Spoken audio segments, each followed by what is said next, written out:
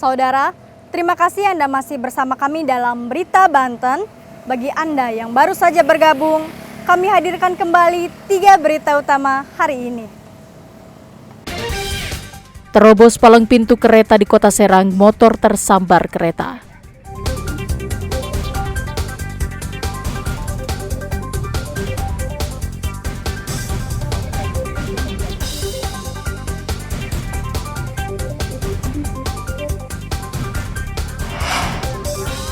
Tertangkap mencuri motor, maling babak belur dihakimi massa di Kota Serang.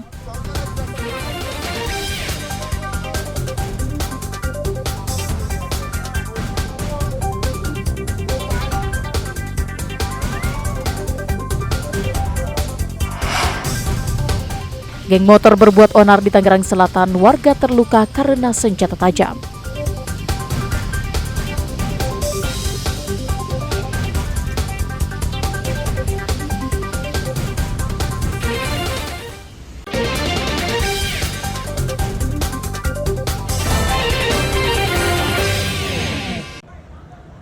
Dalam rekaman video amatir warga, terlihat puluhan anggota gangster dengan menaiki sepeda motor menyerang permukiman warga.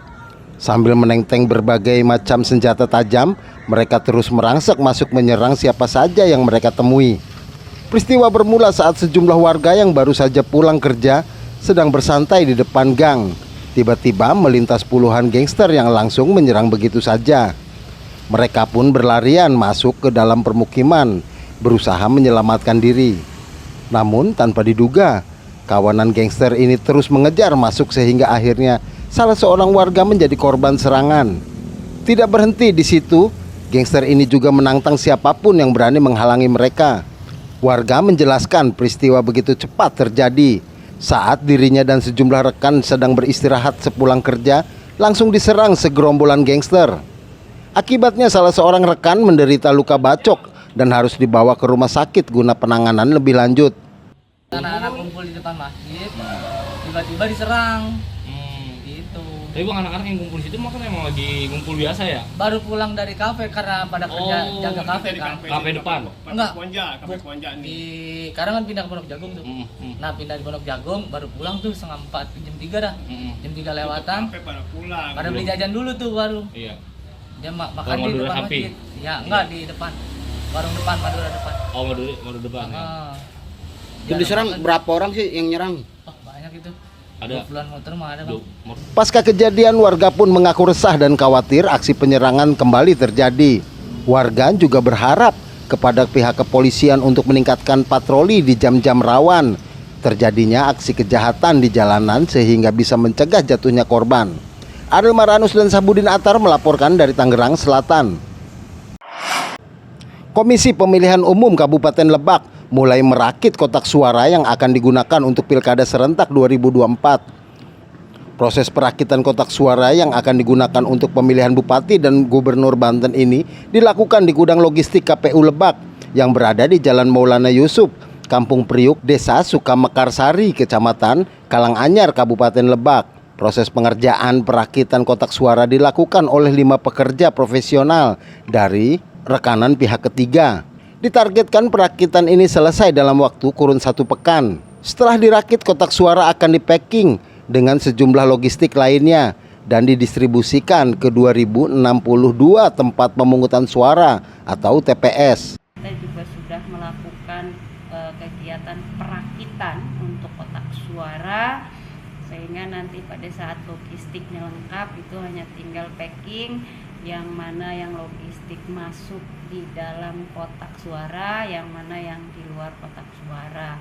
Itu perkembangan sementara sampai dengan hari ini yang berkaitan dengan logistik Pilkada Kabupaten Lebak 2024. Tapi kami optimis dapat menyelesaikan ketersediaan logistik ini dan bisa mendistribusikannya maksimal di H-1 pencoblosan atau H-1 tanggal 27 November 2024. Saat ini logistik Pilkada serentak 2024 yang sudah diterima KPU Kabupaten Lebak antara lain segel, kabel tis, bilik suara, kotak suara, dan tinta. Untuk logistik sendiri akan datang secara bertahap dan KPU Lebak optimis logistik pemilu akan didistribusikan ke TPS sesuai dengan jadwal yang telah ditentukan. Ariel Maranus dan Sajiwa Pratama melaporkan dari Kabupaten Lebak. Sebuah panglong atau tempat pengolahan kayu yang berada di Desa Tambak, Kecamatan Kibin, Kabupaten Serang terbakar. Api yang muncul dari bagian belakang bangunan dengan cepat membesar. Banyaknya bahan yang mudah terbakar membuat api sulit dikendalikan, sehingga sempat membuat panik warga. Api dapat dipadamkan 1 jam kemudian setelah 1 unit mobil damkar milik salah satu perusahaan swasta diterjunkan ke lokasi. Namun setelah api bisa dipadamkan, warga dikejutkan dengan kemunculan ular jenis piton berukuran sekitar 3 meter dari balik kayu yang terbakar. Kejadian sekitar setengah 12. Setengah 12. Iya. Itu berapa damkar Pak yang turun Pak? Yang turun kalau nggak salah mobil 2, tapi 2 kali 2 kali. Terus sejauh ini penyebabnya apa Pak? Penyebabnya ya kurang tahu lah, kemungkinan dari sampah apakah mungkin panas kali itu. Ini lapak warung apa Pak?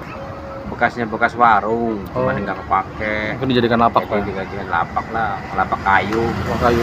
Kebakaran 65 di Kibin itu kebakaran apa?